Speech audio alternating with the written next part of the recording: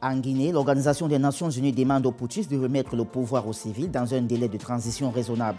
Mahamat Saleh, le représentant spécial du secrétaire général de l'ONU, s'y est rendu pour s'enquérir de la situation. En République démocratique du Congo, les activités restent paralysées depuis lundi à l'est du pays. Ceci suite à l'appel de 2 jours de ville morte lancé par la société civile. Et puis en sport, volleyball, l'aventure s'achève mal pour l'équipe camerounaise. Elle a été battue par la Tunisie hier à Kigali au Rwanda. Voilà le sommaire du journal.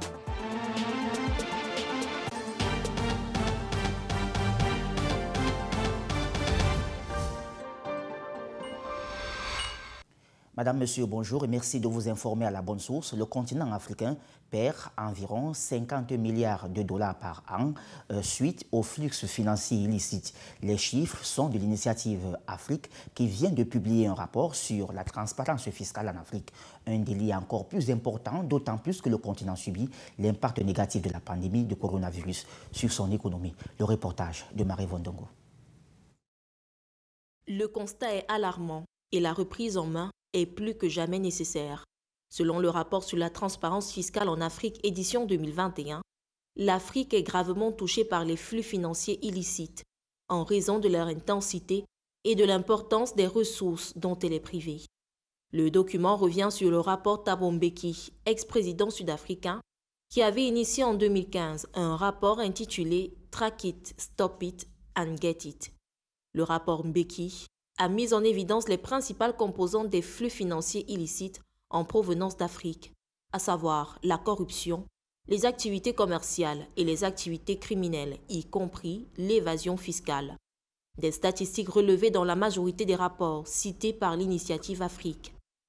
En 2020, la Conférence des Nations Unies sur le commerce et le développement, le CNUSED, a estimé que l'Afrique perdait 88,6 milliards de dollars américains par an du fait de ses flux financiers. Il a souligné que l'endiguement de ce phénomène pourrait combler la moitié du déficit de financement des objectifs de développement durable de l'Afrique, estimé à environ 200 milliards de dollars américains par an. L'ampleur des flux financiers illicites de l'Afrique a été clairement circonscrite au cours des dernières années. En Guinée, l'Organisation des Nations Unies demande aux putschistes de remettre le pouvoir aux civils dans un délai de transition raisonnable. Mahamat Saleh Anadif, représentant spécial du secrétaire général de l'ONU, s'est rendu en Guinée afin de s'enquérir de la situation. Selon ces derniers, Alpha Condé se porte bien. Audrey Milingui. Au moment où la junte guinéenne amorce une concertation nationale, les Nations Unies demandent que le pouvoir soit remis aux civils dans les brefs délais. Mahamat Saleh Anadif, représentant spécial du secrétaire général de l'ONU en visite en Guinée, indique que l'institution n'a aucune exigence quant à la durée de cette transition. L'organisme condamne toutefois ce coup de force. La durée raisonnable dépend des Guinéens eux-mêmes, parce que je voudrais toujours dire et le répéter, que quel que soit l'accompagnement, quel que soit le soutien de la communauté internationale, l'avenir de la Guinée, c'est entre les mains des Guinéens eux-mêmes. Anadif a exprimé son inquiétude sur la succession des faits des différentes armées en Afrique depuis 1 an, notamment au Mali, au Tchad et à présent en Guinée. Aussi bien les Nations Unies, la CEDEAO, l'Union africaine et tous les partenaires en fait commencent réellement à s'interroger sur cette recrudescence des coups d'État. Et c'est un phénomène inquiétant qu'on peut interprété par un recul démocratique. Pour l'heure, les regards sont rivés vers Conakry, dont les résolutions seront connues à l'issue de ce dialogue national.